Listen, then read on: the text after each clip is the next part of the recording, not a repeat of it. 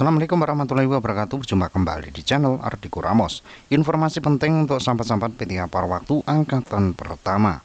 Ada beberapa hal yang perlu diketahui terkait dengan nasib sahabat-sahabat P3K Parwaktu angkatan pertama.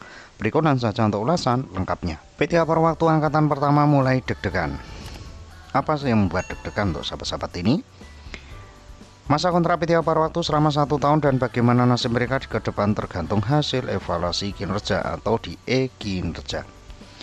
Ribuan pemerintah dengan jajan kerja atau P3K Parwaktu atau P3K PW angkatan pertama di lingkungan Pemkot Mataram, Provinsi Nusa Tenggara Barat atau NTB saat ini pasti deg-degan. Pasalnya BKPSDM Kota Mataram mulai melakukan evaluasi kinerja terhadap 3046 P3K Parwaktu. Selanjutnya, hasil evaluasi kinerja P3K Parwaktu akan dijadikan pertimbangan untuk memutuskan perlu tidaknya perpanjangan kontrak kerja bagi mereka.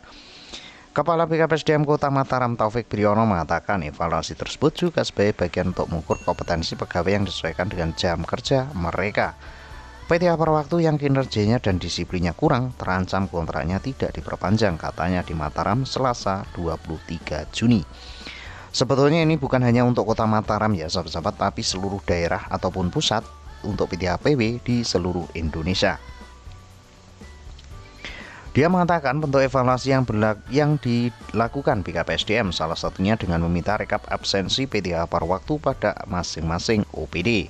Data absensi termasuk kehadiran saat apel pagi sejak bulan Januari harus diserahkan oleh seluruh OPD yang akan menjadi bukti autentik kehadiran P3K Parwaktu ini.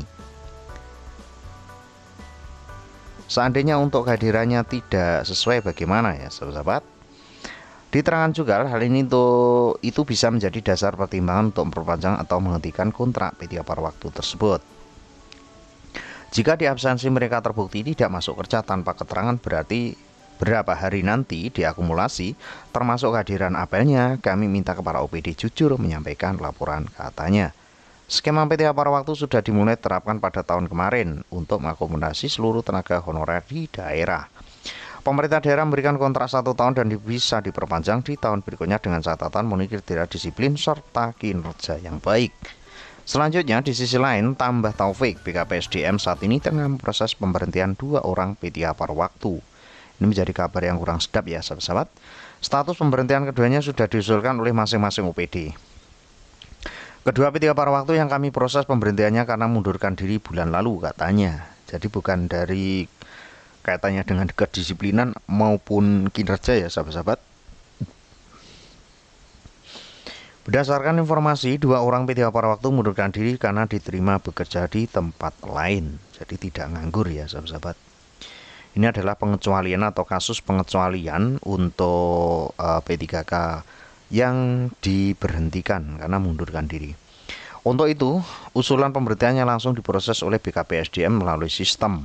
Selain itu ada juga P3K Parwaktu yang pemberhentiannya sedang diproses karena terindikasi melanggar hukum atau indikasi terlibat penyalahgunaan narkoba pada salah satu OPD. Ini pengecualian juga karena memang kesalahan pribadi.